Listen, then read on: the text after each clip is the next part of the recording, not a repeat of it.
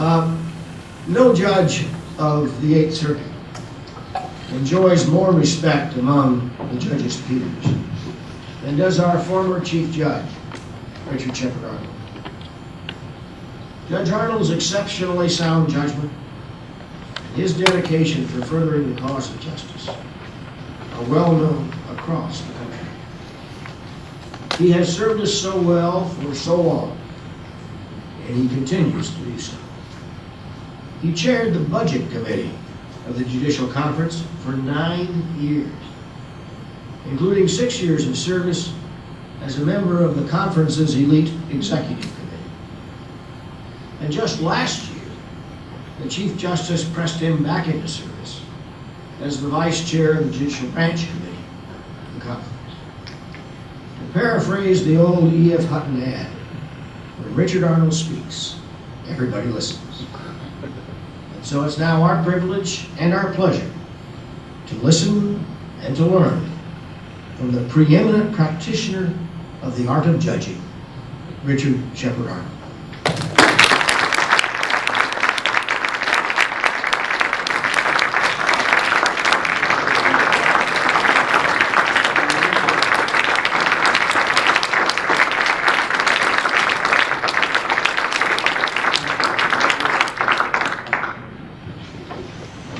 Chief Judge Hanson has put me in a terrible position because nobody can live up to an introduction like that. But I feel that I'm among people who know me, and so you, I'm sure, did not take the introduction too seriously.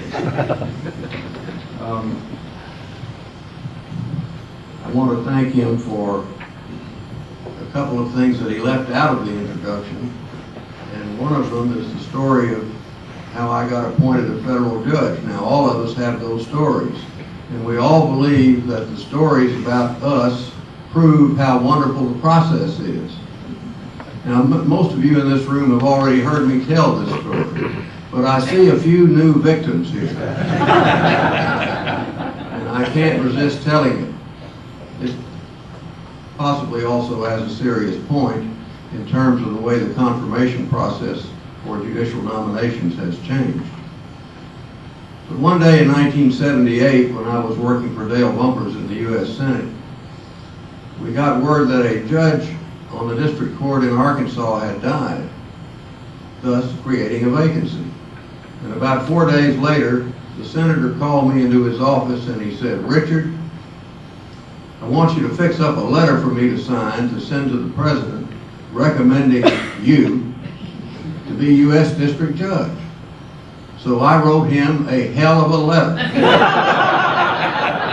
I wrote him the finest and most persuasive and eloquent letter of recommendation for a judgeship that a senator ever wrote. In due course, I was called to the Department of Justice to be interrogated, and I thought they were going to give me the litmus test. They were going to ask me my judicial philosophy. I didn't have one, and I don't know that I have one now. But all they wanted to know, fortunately, was the answer to two questions. Was I still breathing? And did I come from the senator's office? And because I was able to answer yes to both of those questions, I was nominated by the president. Well, as you know, and those of you who have been through the process know well, there's more to it than nomination. You have to go before something called the U.S. Senate. But those were kinder and gentler times. And my confirmation took place really informally. I was getting on an elevator in the Dirksen Senate office building with Dale Bumpers one day, and who should be on the elevator with us? None other than Senator James O. Eastland, powerful chairman of the Senate Judiciary Committee. Notice that he never was spoken of except as powerful chairman. And so Senator Bumpers said to Chairman Eastland, "Jim, the president has nominated Richard here," and he jerked his thumb at me as if at some insignificant object, which I was. "The president has nominated Richard here to be U.S. District Judge, and I want you to confirm him." And Eastland said, "Whatever you say, Dale." So So we got down to the ground floor where the elevator was going, and the doors opened up, and it was time to get off, and Chairman Eastman turned and looked at me, and he said, "After you, Judge." So I had my hearing on the elevator, and very satisfactory it was. I recommend that as in some ways preferable to what nominees have to go through now. Well, it's customary to begin a talk like this by thanking somebody for the invitation, and I'm not sure that I feel particularly thankful because I don't know exactly what it is that I'm supposed to say. I asked some of the judges who invited me what they wanted me to talk about. I won't give you their names. I think I should protect the guilty. And somebody said, well, you should talk about how judges are philosopher kings or philosopher monarchs. And that's not what I'm going to talk about, because that's exactly what I think judges ought not to be. Someone else suggested that I talk about what bothers judges about their jobs and try to make you feel better. Another person advised that I discuss how the business of judging has changed since I came to the bench. I'm not sure that I know the answer to those questions. There's many answers, I suppose, as there are judges in this room. There's an enormous amount of judicial experience collected in this room. Well, the title of the talk, as it appears in your program, is, quote, "The Art of Judging," unquote. Now, the only reason there is any title is because the Circuit Executive's Office told me I had to have a title. We couldn't just leave a blank space in the program. So I picked a title that I thought would give me the largest room within which to maneuver. Possibly what I should do now is sit down and let you go home, because I'm acutely aware, as our sister Murphy remarked yesterday in a different context, I'm the only obstacle between you and leaving. And by the way, all of you who are still here get a gold star. Well, I won't do that, because that would be to break my contract. I promised to make the speech, and I don't want to be guilty of a breach, although I guess the damages would hardly be more than nominal. I can guarantee only this: I won't say anything that you haven't in some way thought about before, and somebody here, I hope, will find some reason to disagree with everything I say. I'm going to make a few observations about the business of judging, about how the public regards us, about how we ought to conduct ourselves, and about how we ought to feel about the kind of job we're doing. Remember that the position of the federal judiciary in this country is a kind of a paradox. I think it's safe to say that the public, for some reason, has more confidence in our branch of government than it does in the other two branches, even though the public chooses them. Even after we, on some days, hold the Pledge of Allegiance unconstitutional or perpetrate some similar enormity, we seem to retain, on the whole, a high level of public confidence. And yet we are the least accountable to the people of all the parts of the government. The President was not, remember, under the initial design of the Constitution, was not to be directly elected by the people, and in fact still is not, at least in form. One house of the Congress, the Senate, was not elected by the people. It was elected by state legislatures. And judges were picked without reference to the House of Representatives in any way. And the House, recall, was the only branch of the federal government that was directly chosen by the people. Even today, while the Senate is directly elected by the people, the judges are dependent only on the President and the Senate for their confirmation. The most popular branch of government has nothing to do with it. If that's true of Article 3 judges, that we're not picked by the people, it's even more true of Article 1 judges. Because bankruptcy and magistrate judges have nothing whatever to do, at least formally, and most of the time in practice, with elected officials in terms of their selection. They are picked by other judges. However, I think that the bankruptcy and magistrate judges, the Article 1 judges, enjoy, as a practical matter, almost at least the same degree of independence that Article 3 judges enjoy. Most of them who want to be reappointed are reappointed, although it may not feel like that. Well, why does an institution chosen in that way get public support? Now, we know that our public support is, shall we say, sporadic. We periodically get condemned for being dictators. We're called activists as opposed to strict constructionists, whatever those terms may mean. I approach these questions with a keen personal sense of the distinction between judicial and legislative office.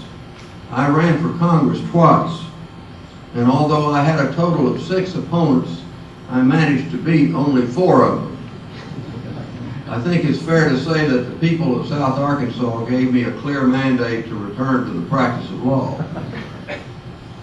How do judges survive criticisms of this kind? I'm going to make a few suggestions here, and I know that you could add others. First of all, I think the judges ought to be polite. Now that sounds very elementary and patronizing, but all of us have heard those jokes that compare federal judges to various kinds of dictators and suggest that some of us behave as if we govern by divine right. So we need to remind ourselves that our powers derive not from the deity, at least not directly, but rather from the continuing consent of the government, and that every person who appears before us is part of that body of the government on whose continued consent our power depends. So when I say be polite, I don't mean try to please everybody who appears before you. That's impossible, of course.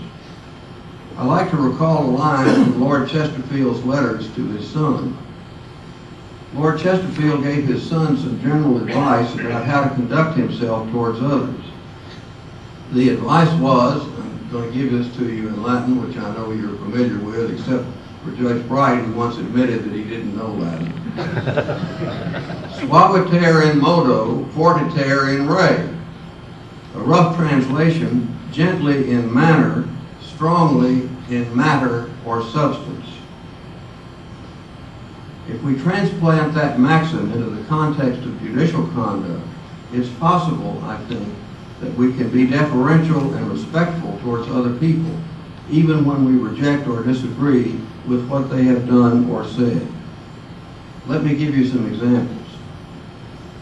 Let's take the example of appellate judges, and it used to be that the only judges who did much appellate work were circuit judges. But now the bankruptcy judges and the district judges also do appellate work. But the judges who are on the front line, the judges who see real people most of the time, are the trial judges.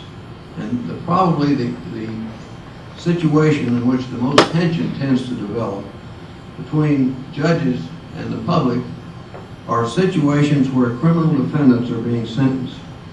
I remember when I first went on the district court, I was told that my job the next day would be to go into the courtroom and sentence 4 people whom I had never seen before and who, of course, had never seen me. I took some comfort in the fact that they were probably more afraid of me than I was of them, but it may have been close. I just want to say that in the context of criminal sentencing, I think it's a mistake, and I'm not suggesting that anybody in this room has ever done this, but I think it's a mistake for the judges to take upon themselves to deliver moral lectures to defendants who are being sentenced. The judge may not be necessarily morally superior to the defendant. The holding of a commission signed by the president does not in and of itself guarantee moral superiority. Now, I'm not suggesting that criminals are sick, that they committed their crimes because they were tall for their age, or because there was no playground near their homes, or that they don't deserve to be punished. Most of them do. I'm just saying that they are human beings, people with families and friends, and that though their conduct may have been at fault, we ought to be unabrasive, if possible, in pronouncing the judgment of the law. And I think we also ought to be respectful of lawyers. Jeremy Bentham said, "Law is not made by a judge alone, but by judge and company." The company in that quotation refers to the lawyers. They are our brothers and sisters, and we were there once, and we should not forget that.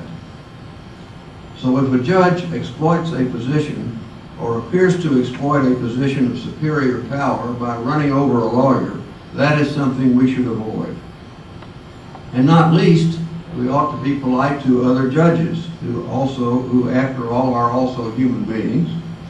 And if we write a dissenting opinion, it is well to dissent respectfully and with deference, even if you think the republic will end because of what the court has done. And if you write an opinion reversing another court, which our duty is to do on occasion, it doesn't hurt to avoid phrases that can convey a censorious attitude. You have to remember that you're going to see those judges at the next judicial conference. I also suggest that we ought to be open, and I don't mean by that we should invite reporters into the conference room. But I wonder about the practice, which is increasingly prevalent, of issuing per curiam opinions. Now, the opinion most often will carry the name of 3 judges on it, but it doesn't tell you who wrote it. Sometimes we simply issue orders that say nothing more than, essentially, you lose. I'm suggesting that some of that may be necessary in order for us to handle the tremendous load that the public expects us to handle. But we ought to be careful about it. Most of the time, an opinion which has reasoning in it, which all opinions should, an opinion of that kind is the sort of thing for which an individual judge ought to be willing to take responsibility. The habit of unpublished opinions also ought to be re-examined. And let me assure you, I'm not going to take up the rest of the time talking about this, which I know appears to some people to be my favorite subject. Obviously, there are too many opinions that are published. I think that's the fault of the world and not of the courts. Sometimes we decide we'll just not publish an opinion because nobody really cares about it. The vice in this is that most of the courts, including our court, have local rules that prohibit the citation of unpublished opinions. So the panel which files an opinion, holding one way or another on a certain point of law, can, so far as the rules are concerned, feel perfectly free to decide the same case the other way the very next day, and to tell litigants, this is not quite true in our circuit, but it is in the Ninth Circuit, and to tell litigants that they cannot even remind the court of what it did yesterday. And I suggest that's not the kind of behavior that breeds respect for the law. So it is well, in my opinion, for one of the judges to be willing to put his or her name on that opinion. I can tell you that when writing a per curiam, one sometimes thinks to oneself, well, I'm writing this opinion, but nobody's going to know that I wrote it, and therefore they can't blame it on me personally. Now, it is true that each opinion is the product not of an individual, but of the court. But in a personal sense, it is also true that each opinion comes out of some individual person's mind. So I think that the habit of unsigned so-called opinions should be limited to instances in which it's utterly necessary. There's a line in one of Justice Cardozo's lectures that fits the situation. He says that some people have the attitude about the law that there are no such things as rules or principles. There are only isolated dooms. An unpublished opinion, one that cannot be cited back to us, and one that we do not have to follow, can be nothing more than an isolated doom. Next, I think the judges ought to show respect for state courts. Well, that's true in spite of the fact that some of them got elected because of being selected as we were in a completely non-political process based entirely on merit. My merit, as I've already explained, being that I was a friend of a U.S. Senator. The state courts are courts of general jurisdiction, as we are not. They make law in the common law sense, which in most fields we do not or should not. It's also an error to assume that federal judges are always wearing the white hats in the sense of being progressive or forward-looking or whatever other laudatory adjective you want to use. Next, in our attempts to be respectful of other organs of government, I think we should not forget the legislature, which after all is a source of more law than any other part of government. We've heard a lot about whether it's proper for judges to make law, and the argument usually goes something like this. Somebody will say, I don't think judges should make law. When my brother had his hearing to go on the district court, I went to Washington with him, and the hearing was conducted by Senator Thurmond, who was chairman of the Judiciary Committee at the time. And Senator Thurmond, as some of you may remember, had an aide named Duke Short. And they made clear to the nominee that there would be questions asked at the hearing. But if it was a nominee that they were particularly favorable towards, and that was true of most of the nominees at that point, Duke would tell you in advance what the questions were going to be. And he came up to my brother and said, here are the 3 questions the senator is going to ask. Question number 1, should judges make law? And Duke did not trouble himself to tell Buzz what the answer was, but of course we knew. So you say, no, judges should not make law, and that answer satisfies the senator and satisfies the Senate, and he was confirmed. But then somebody else in this debate will say a law professor might say, well, that's ridiculous. Everybody knows that judges make law. And that's the end of the dialogue. I think there ought to be more to it than that. I think it's true that judges make law in some ways, but we don't do it, or at least we shouldn't be doing it in the same sense that Congress makes law. We don't make law because we think a certain rule of law is a good thing, although that, of course, is one of the things that you think about when you make law in the narrow sense in which you are allowed to do so. So if we do make law, we do it only interstitially. We do it only between the gaps. I'm also struck by some of the different approaches that judges take to statutory interpretation. You know that old maxim, when the legislative history is unclear, you can look at the words of the statute.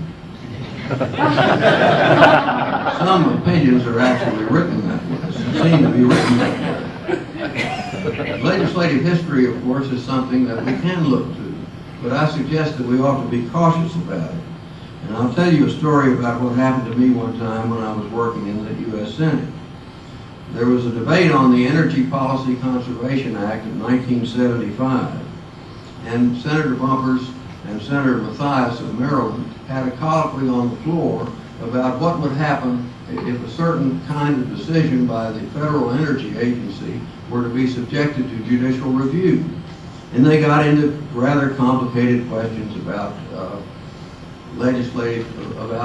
scope of review and what forum would be appropriate and so on. All of which, of course, goes into the congressional record. Now, you may not know that the congressional record is not necessarily an actual verbatim record of everything that happens on the floor, because there's a little room back behind the Senate chamber where senators' aides can go and doctor up the record after the session is over. And so you go back in the little room, and the court reporter will give you the transcript, the raw draft transcript of the remarks that your senator has made. And so I got back in there, and Senator Mathias' man was back there too. We're going over this passage. And I noticed that he is correcting what Senator Bumpers had said. Now, this is absolutely forbidden. So I called Senator Bumpers on the phone. And I said, Mathias' man is back here changing what you said on the floor. And he said, the hell with that, tell them to quit it.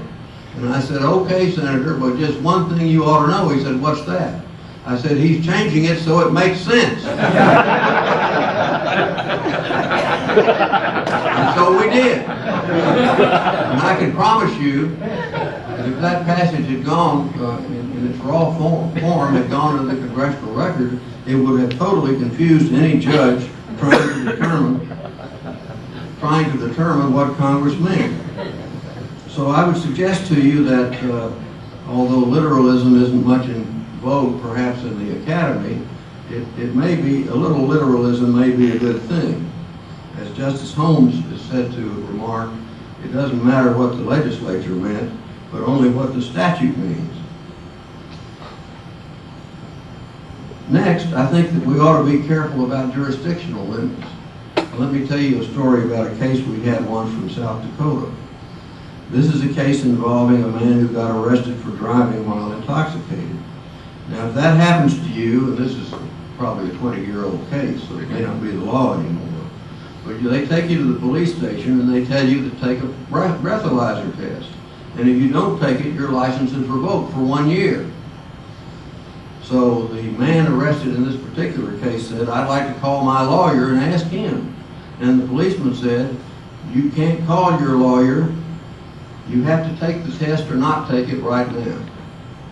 And the man said, I'd like to call my lawyer. And the policeman said, we assume that because you want to call your lawyer, that you are refusing to take the test. And therefore, your license is revoked for 1 year. So this person whose license had been revoked brought a declaratory judgment action to try to get that law declared unconstitutional as depriving him of his right to counsel. Well, about a week before the oral argument was scheduled for the appeal, the lawyer for the plaintiff called the clerk of our court to say that the plaintiff was dead. In fact, had been dead since long before the district court's decision had been rendered. And the clerk said, what caused you to wait so long to reveal this? And the lawyer said, I didn't wait a long time. I called the district judge's law clerk before the case was decided in the district court and told him about it. And the law clerk said, don't worry about it. It's just a declaratory judgment. Well, we entered an order asking the parties to address the question of mootness, and they did address it, and they both said it's not moot, we want the answer, it's of great importance to many people. But of course, we ultimately had to dismiss it as moot. Well, I think that that's an example of a court being cautious about the exercise of its jurisdiction, especially in the constitutional context. It's not our job to give answers to people in the abstract. This was not a class action. It was not a claim for damages. The controversy was entirely personal to the individual who had been arrested.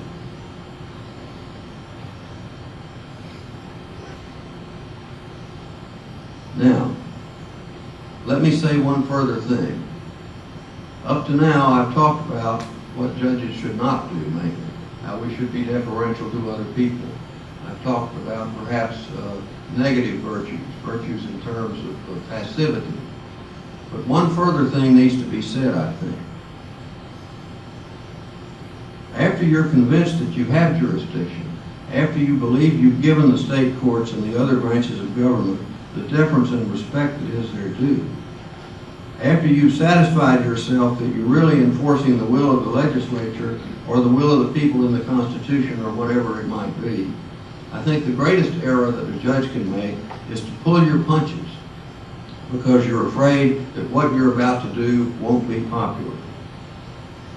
It may be, for example, that a majority of the people in your particular town, or in your whole circuit for that matter, don't want a dirty movie installed next to their homes. I'm giving examples now for cases that I was involved in. I don't want a dirty movie next to my home, and I suspect you don't either. It may be that the majority of the people of your state don't want racial goals for hiring imposed on the National Guard, no matter what the history of discrimination may have been. It may be that a majority of the people of your state don't want federal courts to impose restraints on the unreasonable use of force in jails, no matter how flagrantly prisoners may have been abused. And I suggested if you took a poll, most of those propositions would be disapproved by most people. But that's exactly the place where the federal courts and the state courts have a role to play. And if we become timid when the moment comes for the exercise of power, if we pull our punches in that sort of situation, then we are false to the very function that called us into being. And we have forgotten what the framers wanted when they created an independent judiciary. Well, if these are prescriptions that we believe in, or that some of us believe in some of the time at least, how does a judge know if he or she is living up to these prescriptions? How do you know if you're doing a good job? It's difficult to know I hark back to the time of my first day on the bench when I sentenced 4 people. And after I had pronounced the first sentence, I expected that somebody in the courtroom would jump up and say, "Well, that's ridiculous. You can't do that."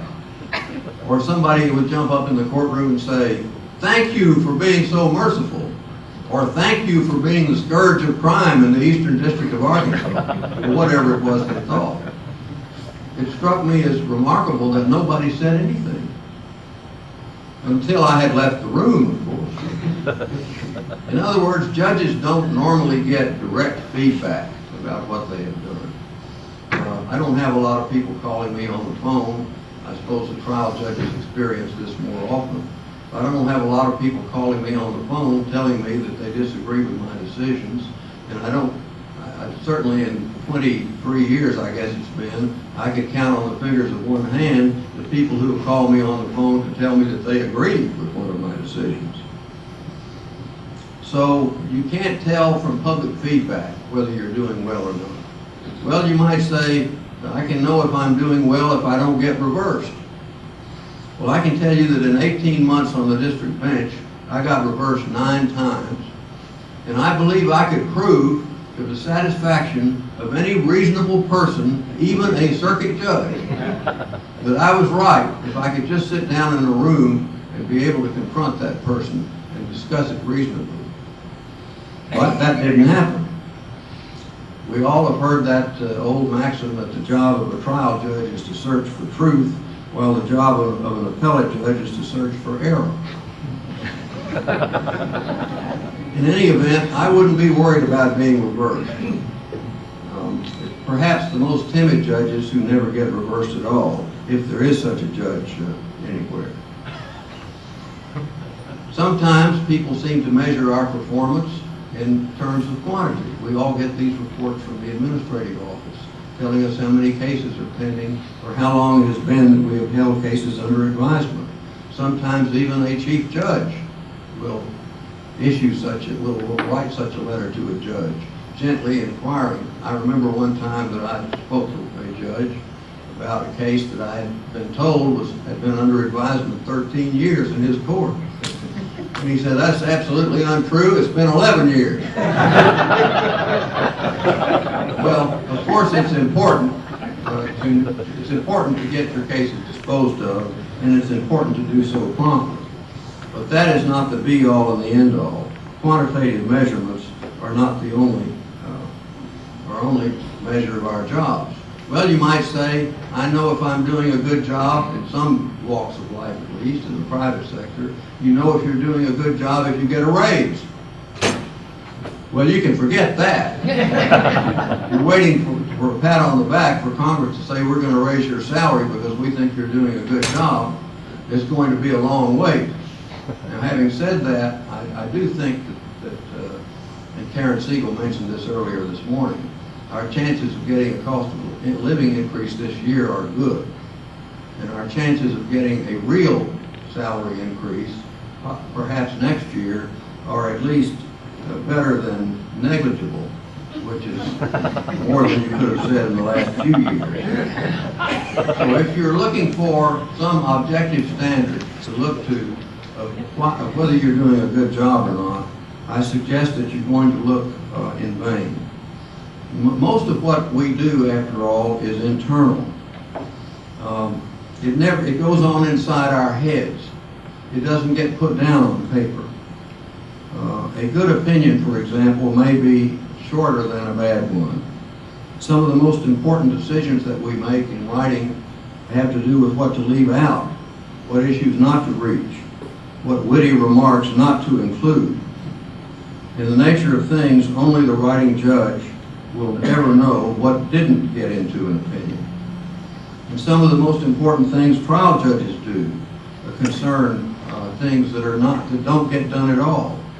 When you resist the temptation to interrupt a lawyer because you think you could do his job better. When you resist the temptation to make a funny remark at the expense of an embarrassed lawyer. When you decide not to use a case as a vehicle for making one of your pet points. When you decide to avoid large philosophical questions and just stick to the unexciting facts. So those are things that are largely internal to the judge. No one can give us credit for doing them well because no one usually knows that we have done them at all. So the measure of a good judge, I suggest, is usually internal, intangible, and invisible. Only the judges know if the true reasons for their decision are the reasons openly expressed. Only they can know, and here I make a brief sectarian reference because I'm going to quote from the Book of Common Prayer. Only the judges can know if they have really discerned the truth and impartially administered the law in the fear of God alone. Now, because so much of what we do is internal, I think there is some temptation the judges might have that it doesn't really make a difference whether you do your job particularly well or not. As long as you are not impeached, and incidentally, mercifully, it's very difficult to get impeached. Your behavior has to be very bad indeed to attract the attention of the House of Representatives. As long as we don't get impeached, we may think it doesn't make any difference whether we put in or take out an extra citation, whether we go the extra mile in research, whether we take the time to write a sentence again to make it clearer or more accurate. So long as we get to the courthouse on time, so long as we don't have too many cases on that list of matters under advisement, we might think it doesn't really matter, because no one notices or cares, or if they do, they don't care enough to say so. I hope that we can resist this temptation to think of what we do as actually mattering rather little, and therefore as deserving little care. I like to quote a piece of advice from a judge of a much earlier time, Sir, or if you prefer, St. Thomas More, a Chancellor of England who had his head cut off by the king because he would not lie about his legal opinions. I like to quote a passage from the play called A Man for All Seasons. St. Thomas was having a talk with a young man who was considering whether to become a teacher. The young man had other plans. He was ambitious for preferment. He wanted to enter the employ of a high official who he thought would be a powerful patron. And seeking to justify himself, the young man said, "If I teach well, who will know it?" And the answer came back without hesitation: your students, your family, God. Not a bad audience, that. So the next time you ask yourself, if I judge well, or if I practice law well, who will know it? Think about that answer. And if you have in mind who your true audience is, nothing you do will ever seem unimportant. I guess the most important part of my job is reading the opinions of other judges. I can tell you that most of them are good, and some of them are very good indeed. I suspect, in fact, that you are judging better than you know, and that in the vast majority of cases the public would be well served and their causes fairly decided, even if, God forbid, there were no appellate review. It's my conviction, in short, that we have a good future before us, that we have a good system of courts in this country and in our circuit, and that with continued diligence and devotion, we can have a great one. Thank you for listening to me.